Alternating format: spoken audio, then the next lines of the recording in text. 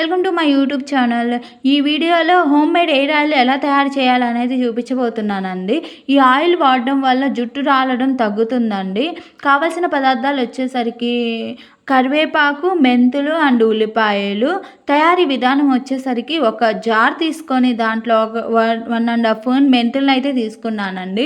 మెంతులు వేయించైనా తీసుకోవచ్చండి, కానీ నేనైతే పచ్చివే తీసుకున్నాను అనమాట. దాంట్లోనే ఏడు కరివేపాకు రెమ్మలను అయితే తీసుకొని వేస్తున్నానండి. ఎందుకంటే కరివేపాకు వేయడం వల్ల మనకి హెడేక్ ఏదైనా తగ్గిపోయిద్దండి. ఎందుకంటే కరివేపాకు కళ్ళకి మంచిది కదండి. తలకి పెట్టుకోవడం వల్ల కూడా రిలీఫ్ ఫీలింగ్ వచ్చిద్దనమాట. అందుకని నేను కరివేపాకునైతే యాడ్ చేస్తున్నానండి.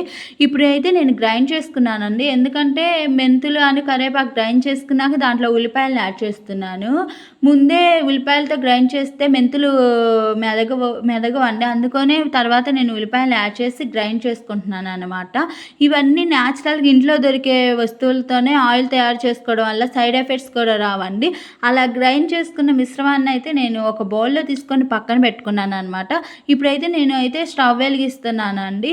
ఈ మిశ్రమాన్ని ఇంట్లోనే ఈజీగా తయారు చేసుకోవచ్చండి. మనము ఇంట్లో ఉన్న వస్తువులతోనే మనకి సైడ్ ఎఫెక్ట్స్ కూడా ఏముండవు అనమాట.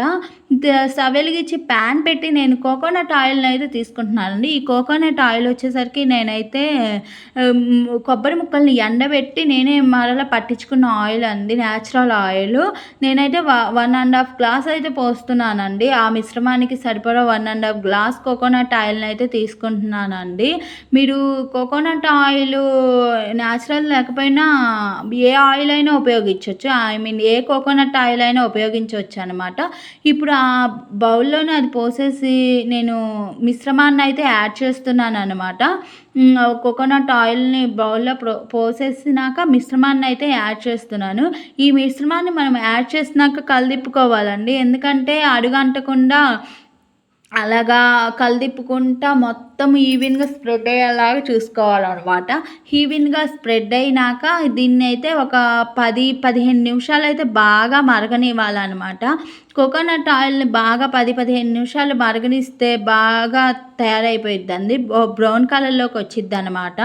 ఈ ఆయిల్ని తయారు చేసుకోవడం వల్ల మనకి సైడ్ ఎఫెక్ట్స్ ఉండవు, న్యాచురల్గా ఉండిద్ది. ప్లస్ హెడేక్ ఏమన్నా ఉన్నా తగ్గిద్ది. జుట్టు ఒత్తుగా మృదువుగా ఉండిద్ది. హెయిర్ నల్లగా కూడా ఉండిద్దండి. ఈ ఆయిల్ని నేనైతే యూజ్ చేశాను అనమాట. నాకైతే బాగానే గిట్టింది హెయిర్కి. ఇంకా ఈ ఆయిల్ మొత్తం అలా మరిగించిన తర్వాత బ్రౌన్ కలర్లోకి వచ్చేదాకా మరిగించాలండి. బ్రౌన్ కలర్లోకి వచ్చిన తర్వాత ఆయిల్ని తీయొచ్చు అనమాట. అలా మరిగించిన ఆయిల్ని కొంచెం సేపు చల్లారించాలన్నమాట. ఈ ఆయిల్ రాసుకోవడం వల్ల మన జుట్టు బాగా పెరిగిద్దండి, ఒత్తుగా కూడా ఉండిద్ది అనమాట. ఈ ఆయిల్ని ఇంట్లోనే ప్రిపేర్ చేసుకోవచ్చు. చాలా ఈజీగా ప్రిపేర్ చేసుకోవచ్చు అండి ఆయిల్ని. అదిగోండి బ్రౌనిష్ కలర్లోకి వచ్చింది చూడండి. ఇంకా బ్రౌనిష్ కలర్లోకి వచ్చినాక స్టవ్ ఆఫ్ చేసుకొని ఒక 10 మినిట్స్ ఆరనివ్వాలండి. ఆ తర్వాత వడపోసుకోవాలన్నమాట. ఎందుకంటే మనము కరివేపాకు మిశ్రమాన్ని వేసాం కదా, డస్ట్ అయితే ఉండిద్ది. ఇంకా వడపోసుకున్నాక ఆ మిగిలిన డస్ట్ని మనం పూల మొక్కలకు కూడా వేసుకోవచ్చండి. పూల మొక్కలకు వేసుకోవడం వల్ల పూల మొక్కలకు కూడా బలంగా ఉండిద్ది అనమాట. ఎందుకంటే న్యాచురల్గా కరివేపాకు, మెంతులు, ఉల్లిపాయలే కాబట్టి వాటికి కూడా బలాన్ని ఇస్తుంది అనమాట.